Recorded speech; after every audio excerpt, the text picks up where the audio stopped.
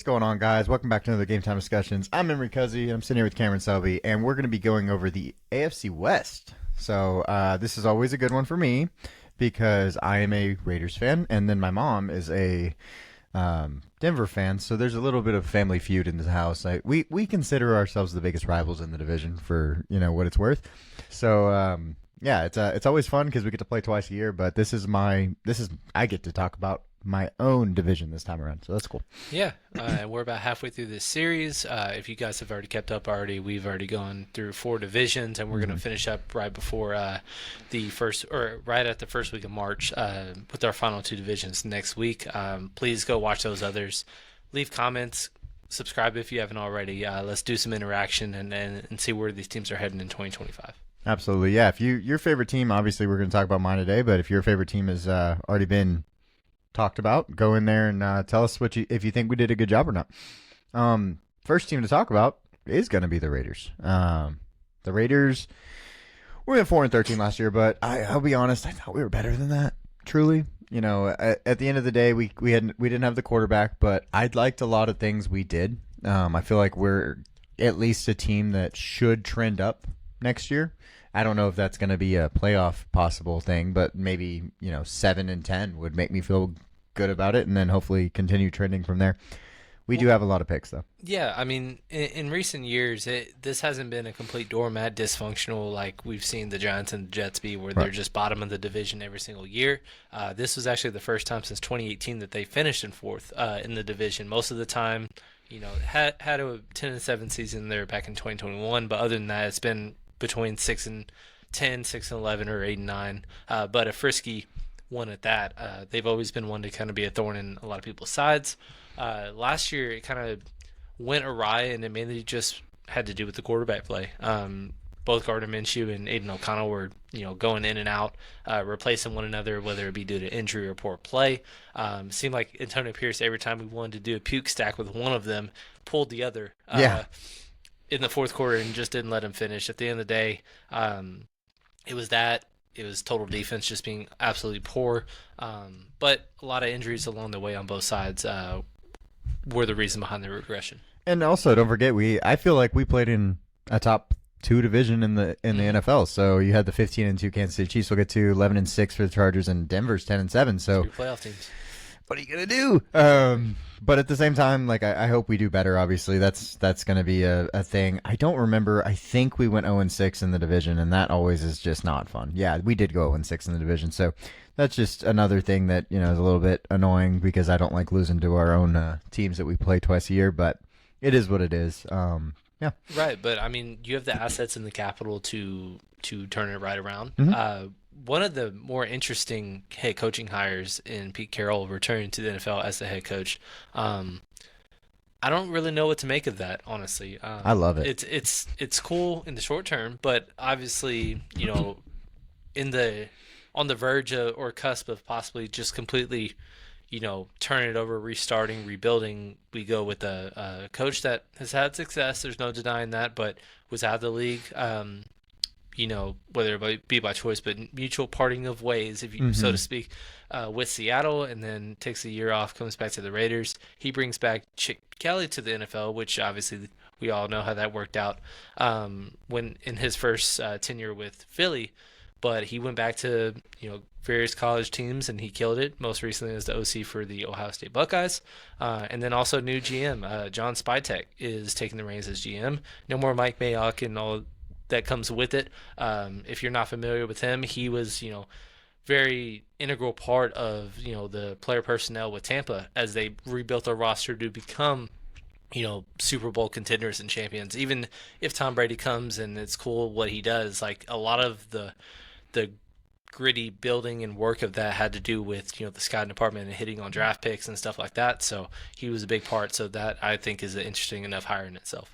Yeah, my thing with Pete Carroll is I just feel like for the short term we're gonna make better decisions. We're not gonna do things that, hopefully we can just keep a coach for a whole year. That would be so cool. Mm-hmm. I mean, we do great the week after our coach is fired and stuff, but I'd love to just keep a coach for a whole year and, see what we can do as a team that is put together. But I don't think this is our year by any means. but I do think we're going to be an annoying team that's a lot better than people expect. Right. Yeah, and the biggest point of conversation is just they're the true wild card of any kind of quarterback situation because they're right smack dab in the middle of the top 10 where they could be a frisky trade up for a quarterback team. They could be we're going to go the vet route. We're going to just wait a year, bring in a Kirk Cousins. We could take a chance on a Sam Darnold. We could take a chance on a Justin Fields. Reunite with Russell Wilson and Pete Carroll. There's so many different directions, and a lot of them make sense. But basically, the biggest point of conversation is just going to be what direction they go, at least this year, and that will be a help or a big determining factor on how quickly this turnaround can happen. Obviously, we saw Denver be one of the lowest total teams, vault to a 10-win team without cap space last year. Well, Raiders have $99 million in cap space, and that's after being very, very, doing a lot of spending last year. Obviously, Christian Wilkins was one of the big splash signings. He only got to play a few games because of injury. Max Crosby also got hurt. That had a lot to do with it as well. But yeah, a lot of positivity in terms of being able to do stuff, but just what direction are you going to go? And I truly don't know. Well, hopefully up. Yeah. That's all I can say. No, it definitely will be up, even if it is short term. I don't know if it'll be long-term decisions. And we can react and grade to those once because we expect them to be very, very active next month when free agency begins. They have some of the most money and obviously second most in the NFL. So, yeah, a lot of ways to do. The biggest thing is quarterback and then fixing defense because it was pretty rough last year, but then also rushing. Yeah, offense, yeah. They were more than 200 yards worse than the next worst team in terms of total yards rushing. Has to do some with being able to or playing from behind and all that stuff. But at the same time, Zamir White was one of the first guys that, if you watched our fantasy content last year, the first guy that we truly were off of, just because of this was the guy that just you're just going to by default throw him into a 6th round role that he's going to get 300 touches and whatnot. And, not only did he not work out in that regard, he also got hurt. And Alex Madison came in, wasn't productive. Amir Abdullah had some shot and run. A lot of guys tried, and not many really succeeded. Yeah, I'd expect us to take a running back in this class because it's so deep, and that should hopefully help us, a little bit. But, it would be really cool with Chip Kelly coming from Ohio State to him reunite one of those two stylistically. Either way, it doesn't matter. But there's a lot of routes to go. One of the few bright spots was Brock Bowers. Right. He had a historical rookie year, most receiving yards by a rookie tight end in history, most receptions in a rookie in NFL history. Franchise record is what he broke with his 112 receptions, and he was the first rookie tight end to be a first-team All-Pro since 2002. Jeremy Shockey, if you go that far back. Well, yeah, I guess that makes sense. Yeah, I was thinking, no, that what did Kyle Pitts have in his first year? In terms of yards, yeah, he had just over 1,000, I believe. Yeah, okay. So that was who I was thinking might have had rivaled it basically, but yeah, he basically was hand in hand with Mike Ditka, which was a 60-year record essentially, and he ended up breaking it. Could have done a lot more if he had more quarterback play, but the fact that he was able to do all that he could with the lack of ability at the quarterback position was pretty impressive. Oh yeah. Then the Denver Broncos. Denver last year was 10-7, lost in the wild card to the Buffalo Bills. Wasn't really. We were expecting Buffalo to win that game, obviously, but Denver, like you've said in the past, is just going to have the cap space come open. Not this year; it's next year. Well, some of it this year. Last year, at this point, they were still at negative cap space. Had the biggest cap hit in NFL history on the books with Russell Wilson. Obviously, parting ways with him after the poor season they had. Sean Payton in year 2 had not much flexibility. They went quarterback anyway in the draft, and it played out to a T. We said that Bo Nix, the best spot for him was Denver. Yeah, fit. And that ended up working out very well for him. Yeah, best fit was for Bo Nix was easily Denver. Sean Payton loves that style of player, and that's how it went. I was very impressed by this team. I know that they have a lot of they don't have the draft capital that we've seen from the other teams. They're probably in the bottom 10 or so for that reason. But Excuse me. you're good. I just wonder too, like, what are they going to do with Javonte? Are they going to go pick? I'm expecting them to take a running back, and that's something that's actually one of my biggest like question marks with them. And then also just like refreshing almost on defense, like just getting new guys and pushing some new guys in. Nick Bonito was great last year. Pat Surtain was Defensive Player of the Year. Like they have guys, but like just kind of sprucing it up over there and just getting some more. Yeah, I mean, it's very rare when you see a team only have 4 notable departures, and one of them is a fullback, and then the other one is a running back that wasn't the best running back on his team. Right. So, yeah, not a ton to replace, but Cody Barton came off a really strong year. I still cannot get the game out of my head on Thursday Night Football we were watching, and we went Denver defense at captain, and Cody Barton almost had 3 touchdowns in that game. It was against And, Pittsburgh, right? Yeah, one got no, it was against New Orleans. Oh, New Orleans, And, yeah. One got called back. The other one actually happened, and then the third one, it was ruled dead. Mm-hmm. But yeah, he had a hell of a game. You know, would it be a welcoming sign to bring him back? I don't think he would break the bank to do so. And then DJ Jones, obviously their best defensive lineman, had another fantastic year as well. So a lot of, and now having 40 million, you know, is middle of the pack. But hey, if they could turn around to get a 10-win playoff team without cap space, Yeah. now you got cap space. This is the first year or offseason Sean Payton is able to do things like this. So it'll be interesting to see. And then because of the youth on the team, I would anticipate it being a very, very interesting free agency landing spot. Yeah, well, like you said, too, only 4 notable departures, and I don't expect them to bring Michael Burton back. I don't expect them to bring Javonte No. back. So paying Cody Barton, paying DJ Jones, you still have a good chunk of money left over after that. So it should be fine. Going over to the next page and looking at some of the stuff. Defensive resurgence. They were awesome this year. So that was a really big deal. They points against 18.3. That's third in the league. Like that's just phenomenal. And so they should, 212.4 passing yards was 20th, but I expected them to be better. But then I was like, oh yeah, they didn't have to do it in the fourth quarter. They were winning games. They were Right. doing well. So That was one of good. the biggest turnarounds that I came across when doing bullet points and stuff like that. Bottom 6 in both scoring and total defense in 2023. And then they're the only AFC team that were in the top 8 in both of those categories in 2024. So very, very, very impressive. And on top of that, even better, so to speak, old offensive line finished second in PFF ranking. They were the only team to allow less than 100 pressures. So very, very impressive offseason. And then I believe all 5 of them are returning. Very, very strong, thing to build around for sure. Yeah. The only thing is just, outside of Cortland Sutton, who had a bit of a resurgence, obviously was a Pro Bowl before, towards the ACL.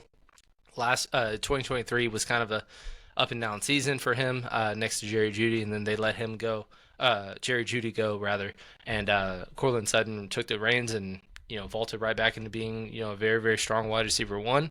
But basically it was a receiver by committee, it was running back by committee, it was tight end by committee. All of it was pretty inconsistent other than him.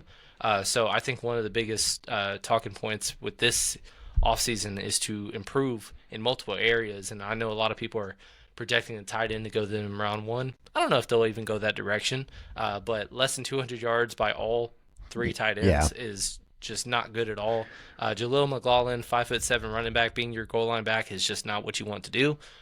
So whether it's Audric Esme stepping up or they bring in somebody else to really kind of make it a more consistent and exciting element of their offense, because Sean Payton has always had or produced successful running backs, and last year was the first year that really there was a struggle, and it was really just because Javonte didn't take the reins when he had the opportunity to do so, and Jaleel, very limited to what he is. And then Estime, obviously we liked him going into the year last year, but he's kind of a one-dimensional running back. And obviously, if you're not supplanting Jaleel McLaughlin with goal line rolls or, running out the clock role, then I think it's pretty open for business at that position. Yeah, I'd expect them to also try to take one of these running backs in the draft. I mean, there's going to be 30 picked. It's like every team's getting one. It's not like I'm going to expect every team. Yeah, I'm expecting every team to get one, damn near. Going over to the next team, the Los Angeles Chargers, 11-6, lost in the wild card round similarly to Houston. Houston kind of beat the crap out of them in that game. Wasn't expecting that. We both picked the Chargers to win that game. So that was a surprise. But $70.4 million in cap space, and they know what they're doing over there in LA. So, some of these guys that are on the chopping block down there, just expect it to be okay. I would expect a lot of those guys to be gone and it'd be okay. Yeah, we'll kind of see. I know Jim Harbaugh is a defensive guy, and last year it was a little bit of an up and down on that side of the ball. But there's a lot of key free agents. In this division, by far, the Chargers are potentially losing the most on their roster. It's not like you said, top 5 cap space. They have the ability to replace them. Yeah. But I don't anticipate them bringing back a Khalil Mack. Joey Bosa says released. He is soon to be released. It's not official yet, but he is no longer going to be with the team. Yeah. Asante Samuel's been a very solid corner. Puna Ford, very solid. A lot of these guys very solid. J.K. had a resurgence, had a great bounce back year. Denzel Perryman in his second stint with the Chargers as well. It's really just what they do with the depth, because they're losing a lot of depth, especially on defense, but offensively, a lot of depth pieces at receiver, 3 offensive linemen, all backups on the left side, and both centers. Running back, don't know what to do going into the season with Gus Edwards and Hassan Haskins as your top running backs. And then on top of that, Justin Herbert he really raised a lot of eyebrows with his performance in the playoffs. He was one of the best touchdown to interception ratios of this season. He had 23-3, and then he threw 4 picks in the first 3 quarters. Insane. Completely unprecedented, but now this is all of a sudden now attached to him, because this wasn't just a one-off. Obviously, his only other playoff game, or other recent playoff game, was Jacksonville being up 27-0, losing that game. And even though that wasn't entirely on his fault, he didn't have nearly the caliber of a poor performance in that game than he did the other one. But it sticks to you. And all of a sudden now you have back-to-back performances like those, and now basically anything he does in the regular season doesn't matter, and no one really cares, because it feels, the vibe is, you're going to go on the road against a Lamar, a Patrick Mahomes, a Josh Allen, and can you outplay or at least play to those levels to where if you do lose a heartbreaker, it's not on you. Right. He needs to really regain some of that respect in that regard.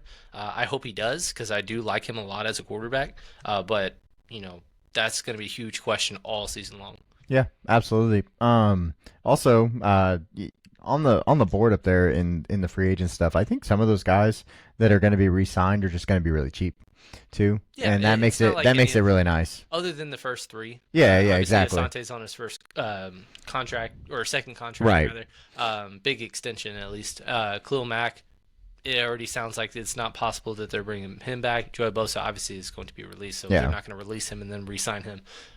So they're big names. Other than that, I think everybody else, like you say, could reasonably come back on an affordable price, and then they still have a little wiggle room to do other things. Yeah, I mean, Puna Ford, and I'm trying to pull it up. PFF's going slow for me right now, but I know that Puna Ford killed it on the PFF rankings last year, so he was one of the better nose tackles, and I'd love it if it would show up. And then he finished 5th out of 219 interior defensive linemen. Thank you. Obviously, 3 sacks doesn't jump off the page, but he's an interior lineman. Yeah. He's more of a run stopper, and he was one of the best doing it this year, 7th overall in that regard. But yeah, he had a very, very strong season, so he will have a market, and it's not like they're going to be able to sign him to a cheap prove-it deal or something of that nature, because he had his breakout year this year. Yeah, and they have a lot of young guys that I really like. Obviously, both tackles are 2 of the guys that you get excited about for sure. And then Lat McConkey really showed up. I'm expecting them to take a running back because J.K. is most likely gone, but that's okay because anybody can basically run behind that offensive line and be fine. It's pretty cool. Right. And then Quentin Johnston will still be on his rookie contract. So it's age is good. They're not going to be paying a ton of people, so I think that's fun. I didn't realize that the O-line finished 21st. That's surprising. Yeah, and Alt had a really strong first season. Yeah. He was the one that was getting manned up against some of the best in the league, but he held his own. And then Rashawn Slater came back from injury. Obviously had a torn biceps the previous year, and huge season. But the interior line kind of let him down. And like I said, a couple of pending departures. So that is something that's going to be needed to be addressed. Zion Johnson did fine. He's a former first round pick, I believe, from 2023. So yeah, there's building blocks. At least it's not what it was a couple years ago, where it's just like, man, there's nothing here. Right. There's not even backups here to feel good about. Well, now it's all of a sudden you got a couple of very strong starters. Now you got to build out the rest of it. I also wonder if Asante Samuel will come back on a cheaper deal just because of the fact that he was injured for most of the year. Right. So he might be able to come back on a cheaper deal too. He's a prime, franchise tag kind of candidate. Yeah. Because he was leading his way into being a, perennial Pro Bowler.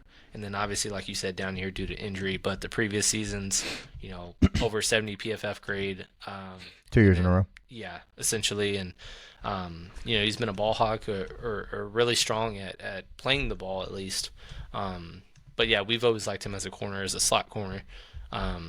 He should be a fine name to bring back at a cheap price because of his down year. Yep, Florida State, baby.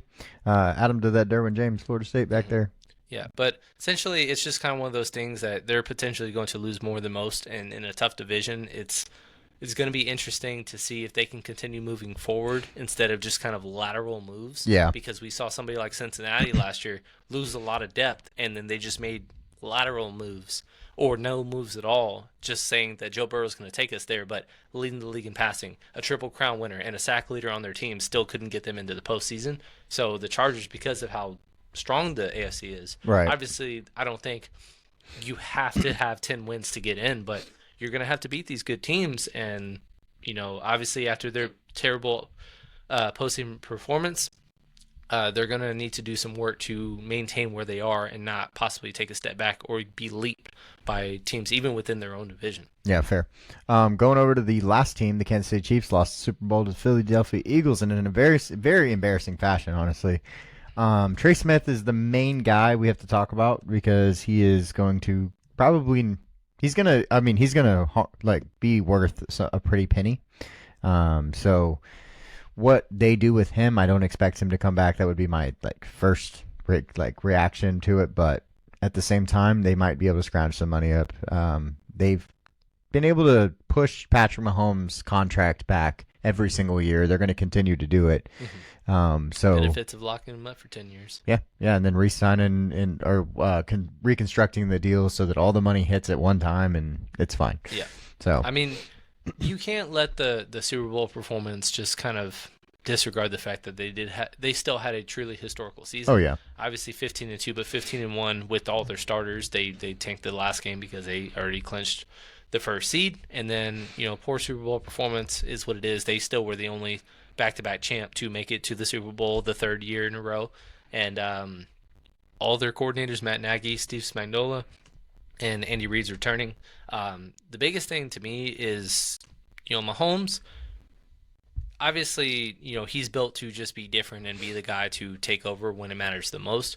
But let's not rely on it too much to just, he's going to bring us back. Yeah. And you need to start kind of playing from ahead a little more often than you are. He's coming off his statistically worst year as a starter. And I would anticipate him having a rebound year, but they have a lot of work to do. Both tackle spots need some fixing. Juwan Taylor, I don't know if it's even a movable contract. Because they won't save any money by doing it, but another year with a ton of penalties, poor allowing sacks. Left tackle, they tried 4 different players last year. None of it worked. They've got a great, center in Creed Humphrey, but Trey Smith is he won't return. Let's put it that lightly. He's the only offensive lineman essentially coming into his second contract and in his prime. So yeah, they won't be able to afford him and retain him. But him, Creed Humphrey, Joe Tooney are building blocks, and they really need to focus on the other spots. And on top of that, the skill players, Isaiah Pacheco coming off a broken leg, and he really struggled once he came back. Xavier Worthy finally broke out. That's awesome. That's sunshine and rainbows. But Rashee Rice coming off a torn ACL, also possible suspension, so you don't know. Every backup running back's a free agent. Every receiver other than those two are free agents. Travis Kelce, right now, they're giving him until I think it's the second week of March to make a decision because I think he has a roster bonus too at that point. It's not like they'll cut him, but it's just whether or not you're going to retire. Please let us know so we can move in a different direction.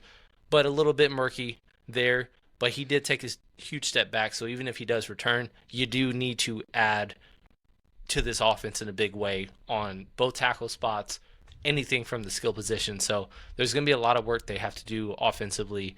I don't think they can keep on getting away with 20 to 19 games that you rely on missed field goals and coming back on the Panthers to propel your season, because this division's getting better and better. And I just think that there's going to be a time and point when one of these guys in the AFC West behind them overtake them, and then you got to go on the road every week, and you're not going to just keep on being able to automatically insert yourself into the AFC Championship every year. Right, of course. I will say, too, they only had a point differential of 59 points, which when you're a 15-2 team, you should expect, 100-plus point differential. So that kind of tells you, we know they had close games, but that kind of sums it up to me. The other thing, too, like you said, they have some things they need to figure out. They have 3 defensive linemen that are signed to contracts next year, and one of them is, a nobody at this point, a 5th round pick, but the last guy on the board. The only ones they really have are Chris Jones, George Karlaftis, Mike Dana. So we will see what that really means. And then also, Nick Bolden just can't be ignored, because he's likely not going to be able to be retained. He's been a very integral part of this defense since their he made it to the league in his rookie year. He was the one that had the defensive touchdown to flip the game against the Eagles in the first matchup. And then Justin Reed's been a very, very solid safety since he's been in the league. Probably both won't be able to retain either one. And so their defense was pretty solid last year, but you need to make sure that you continue to hit on picks, because they've done a good job in the draft doing that. But it just gotta keep on continuing, because if you start missing and you also don't have the stars, that's where the bottom kind of falls out from under you. Yeah, absolutely. Going over to the bullet page, we kind of covered a lot of this stuff, but defense was good. Number 4 scoring defense, that's good. Offense needs to, like you said, get boosted, and it's not going to be just Xavier Worthy going into year 2. Yeah, it's not just a single move. Multiple things need to happen, and maybe it's going to be a couple of 1-year deals, kind of similar to what they got with Marquise Brown, because it's unfortunate that Marquise Brown got hurt in the preseason, because I wish we could have seen a full season with him as a wide receiver 2 or 3, because it would have really helped, and Patrick Mahomes wouldn't have had nearly as bad of a season if both him and Rice were healthy for the entire year. And on top of that, Isaiah Pacheco being a constant in the run game. Right. So obviously that had a lot to do with Mahomes' struggles, but going into next year, it'll be interesting to see what they do, because you can't just keep on assuming that just Patrick Mahomes will accomplish it in spite of something. At some point, if he's not, then that's really going to be where you tank. Again, they should enter as one of the AFC favorites, but I think the gap's closed significantly. Their window is not necessarily closing, but it needs to have some renovations to continue to have it open, because otherwise, there's teams that are coming. Absolutely. That is the last team in the AFC West. So, like we've said in the past, we're going to continue doing this. We're going to finish this out. We have after this one, there will be another one coming out this week, and then next week there will be 2 more of these videos coming out. So we'll have all of the 8 divisions done, and you'll be able to go in and check out all of your team stuff before the free agency starts in, I think it's 3/15 is when free agency starts. Yeah, okay, so and then on top of that, the combine is coming this weekend. Right. We are putting out our first top 50 before that transpires, and then also we did our first mock that was released this past weekend. So please go give that a watch and a comment. In addition to anything that you really want to, we want the interaction with you guys on any kind of topic. We're really, really hitting the ground running in this offseason. We've done a whole lot of homework on every kind of aspect, whether it's prospects, prospect rankings, team fits, mock drafts, and then with the NFL, what's to come, pending departures, moves, and all that stuff, and we're going to react to it all when it happens. It's going to be a whole lot of fun next couple months, and we want you guys to be a part of it. Absolutely. So comment like, comment, subscribe so we can hear what's going on. And if y'all have any questions, please ask us. We're all about it, and we appreciate it. So we'll see you on the next one. See y'all guys.